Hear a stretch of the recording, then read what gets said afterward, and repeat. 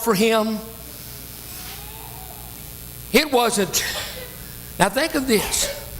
Now he didn't want to suffer any more than you or I want to suffer. But this wasn't a battle over the suffering. There was two things that was going to take place here. Remember what the Bible said? He was made sin for you and me. He was going to have to be made something that he had never been made before. And he was going to go through something he had never gone through before. There would be a period of time when he would be on his own, completely separated from God. You see, even though he was separated between heaven and earth from God, he said, I and the Father are one. He was always praying to the Father. But remember, when he spoke those words, every time up to this, he would say, I and the Father. When he recognized God, he would say the Father. But when he said those words from Calvary, he didn't say, my Father, why hast thou forsaken me? He said the very words the psalmist David said, my God, why hast thou forsaken me? Why art thou so far from me? Jesus had to be forsaken by his Father. He had to go through it alone. Yeah, come on now. Therefore, he prayed that prayer, not my will. Oh Lord, if it be possible, remove the cup, but not my will, but thine. There's a lot of folks that would serve God if they could do it their way, wouldn't they? A lot of people would do this, that, or the other for God if they could do it their way. But it has to be God's way. A good servant, he knows who he belongs to. He only has one.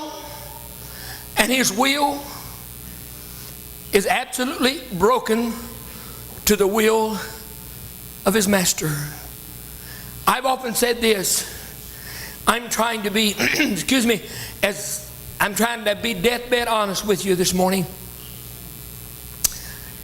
How can I say this?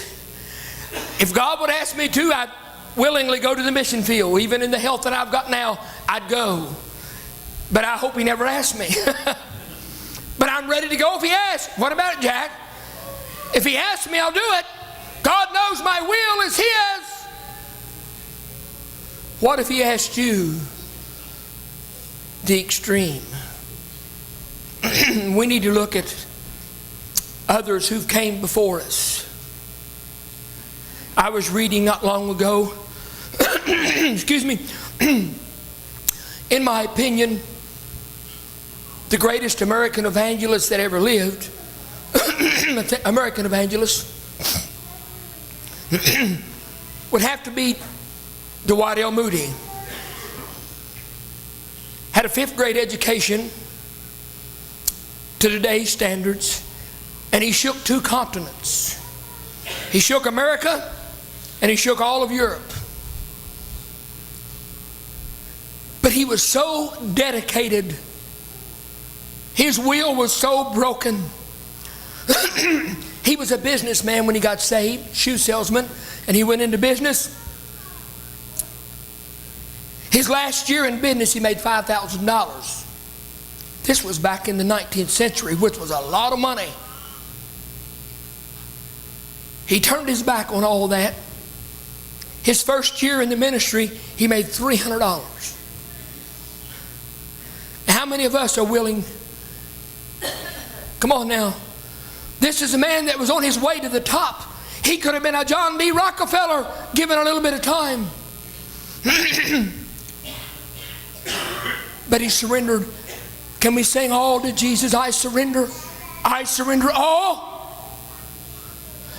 A good servant, his will is completely broken. When his will is broken, you'll have to forgive my throat. When his will is broken, he delights to do the will of his master. Now, how many of us this morning? Well, I got to go to church this morning. Surely you didn't say you had to go, did you?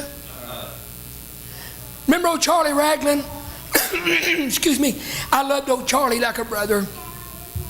Charlie said when he was a small boy, they were having a 2-week revival.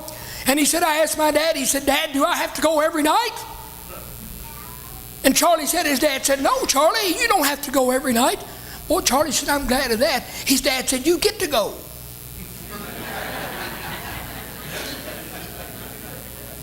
Forgive my throat. I didn't know this was going to happen.